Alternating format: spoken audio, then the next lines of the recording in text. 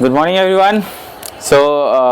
I hope you had a very good day, and I will be moving to the next class, and that is DCN and IWT.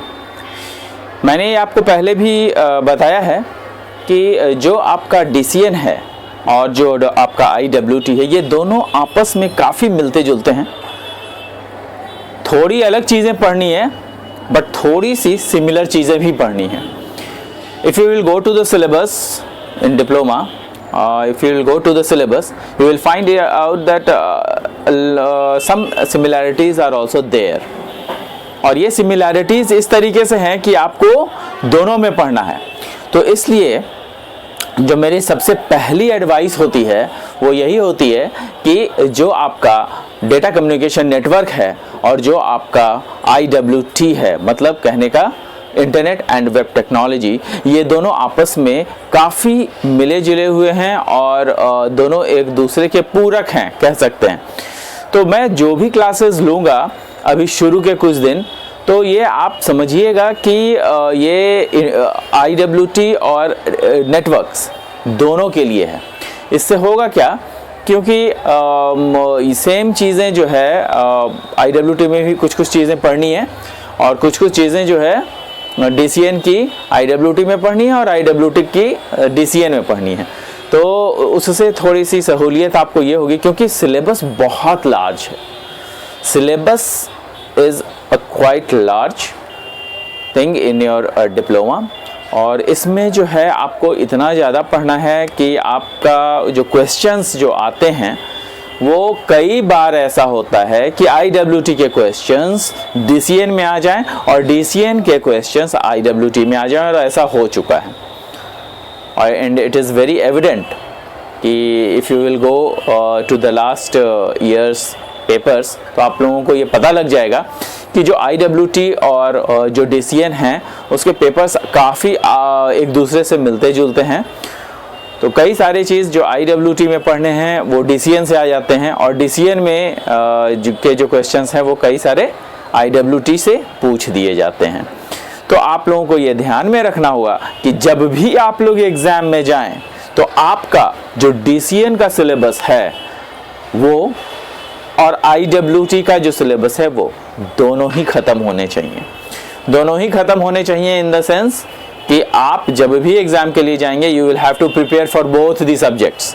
आपको दोनों ही subject के preparation करके जाने होंगे, क्योंकि आपको मैंने बताया जैसा कि सिलेबस कुछ हद तक मैच करता है, और वो सिलेबस जो है वो आपको दोनों का ही पूछा जा सकता है, और इसमें कोई डाउट नहीं है कि पूछा जा चुका है. आप लोग पिछले कई सारे क्वेश्चन बैंक्स में देख सकते हैं कि किस तरीके से ये जो क्वेश्चन आंसर्स जो है वो दोनों से आए, क्वेश्चन जो है वो दोनों से आए हुए हैं.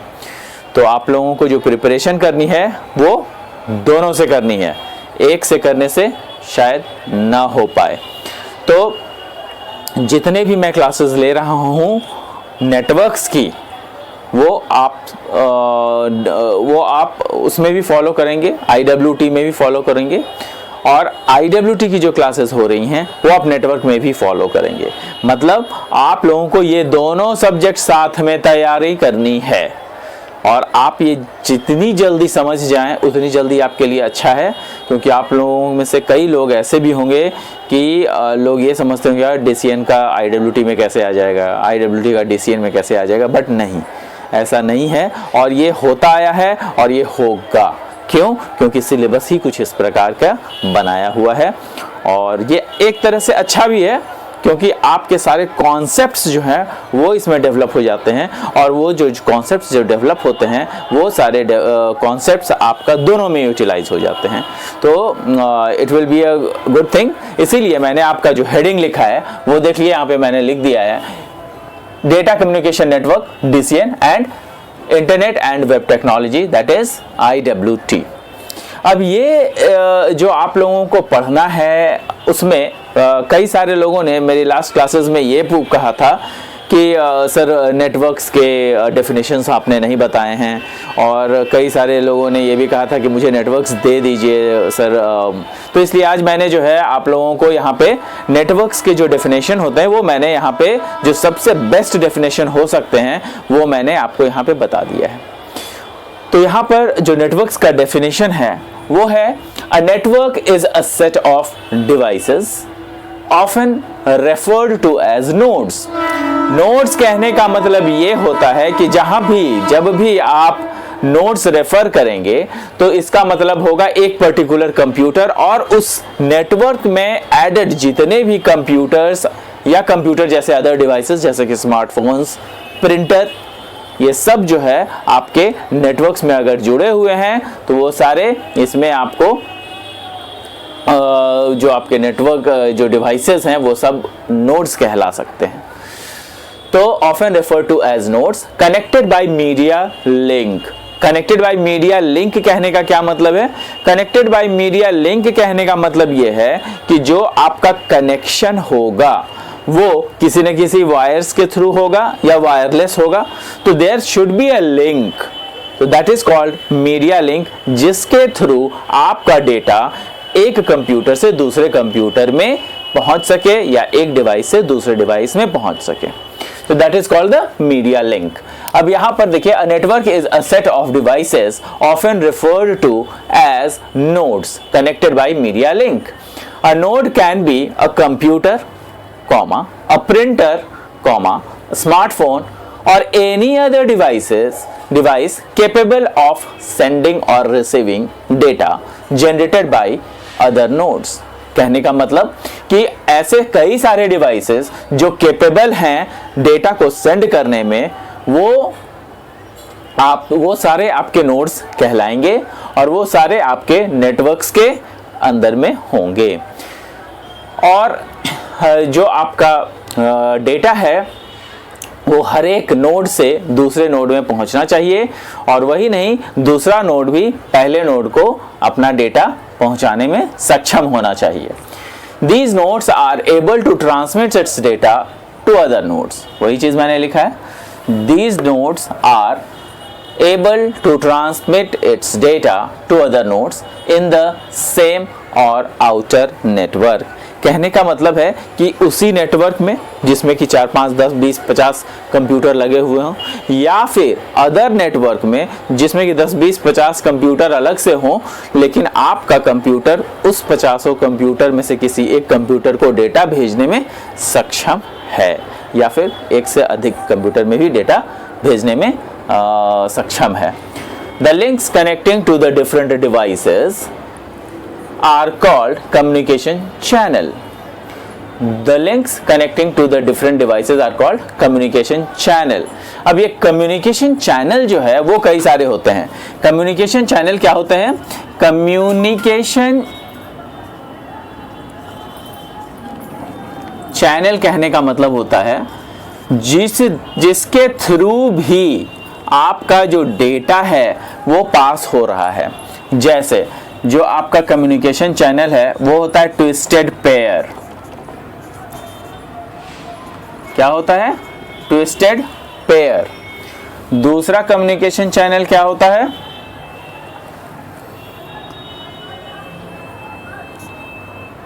दूसरा कम्युनिकेशन चैनल होता है ऑप्टिकल फाइबर।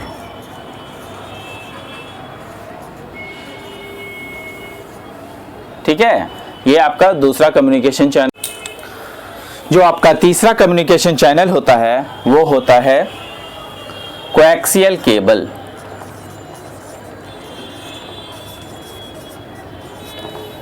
कोएक्सियल केबल होता है।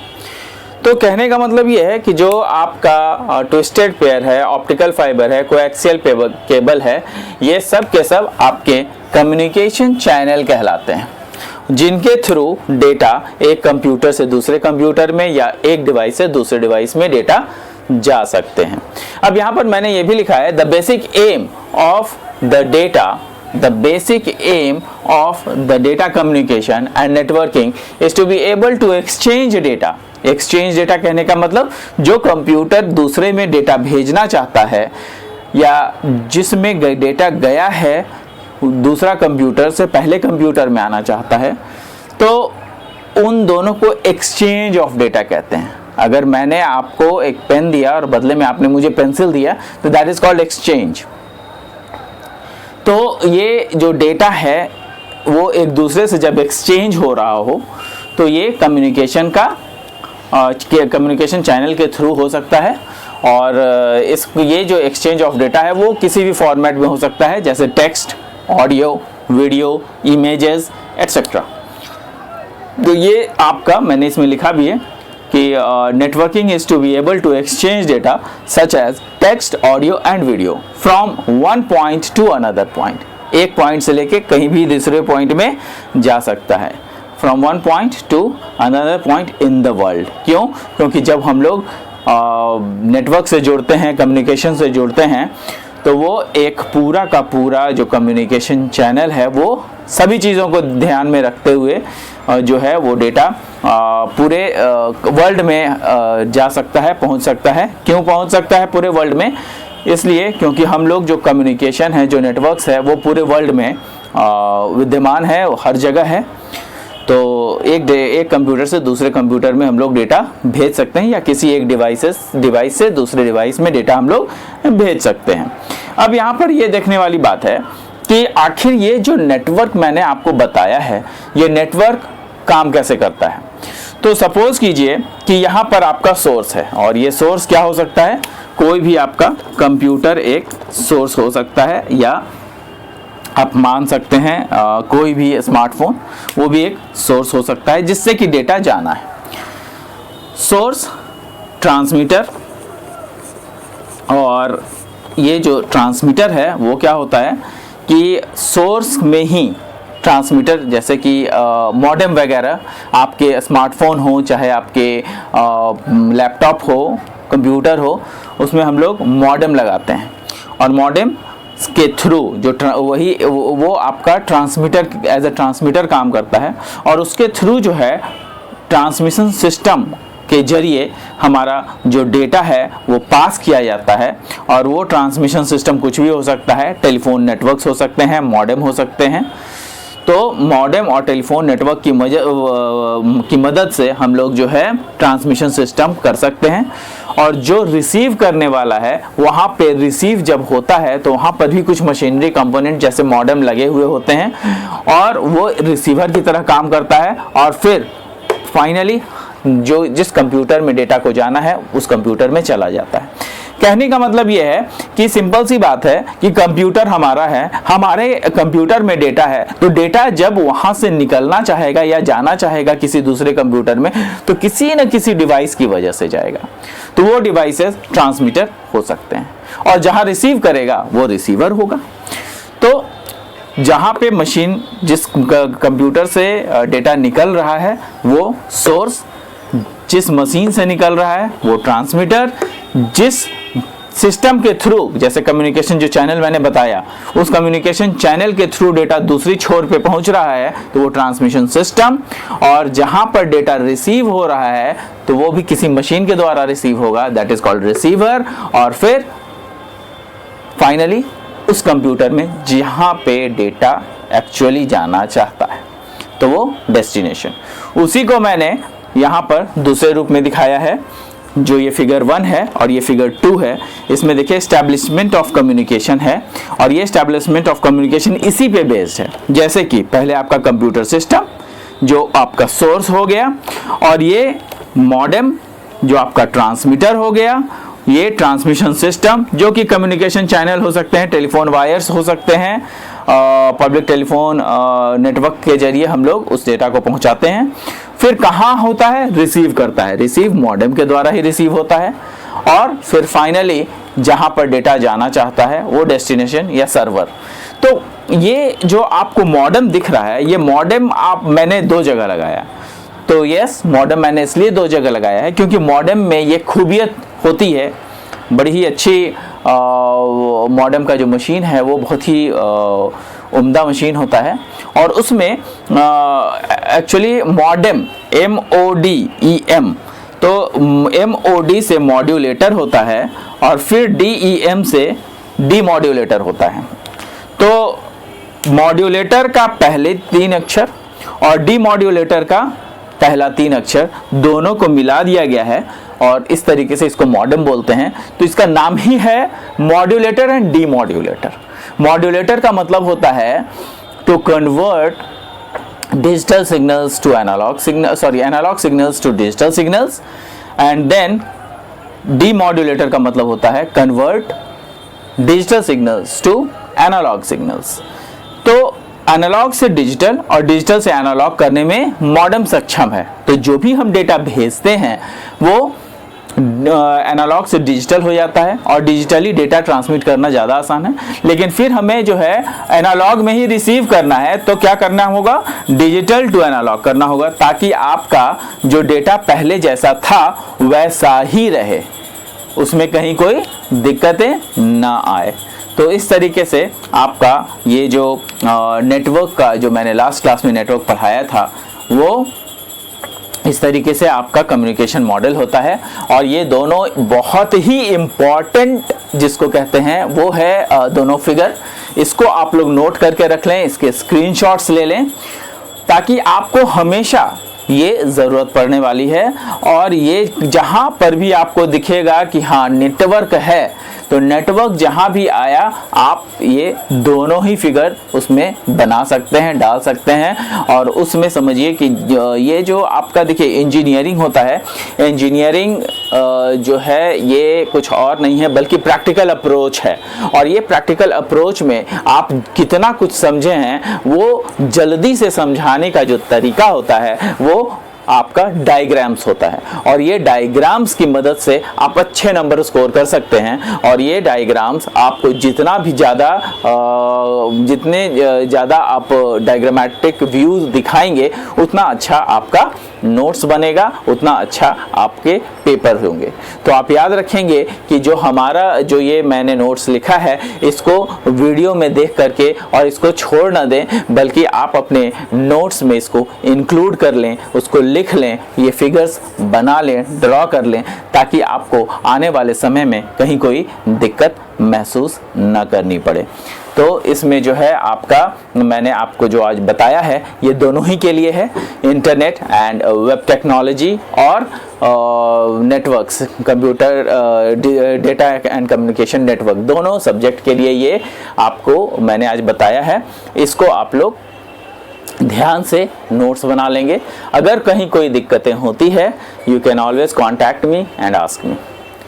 Thank you for the today's class. We will be meeting in the next class. Thank you.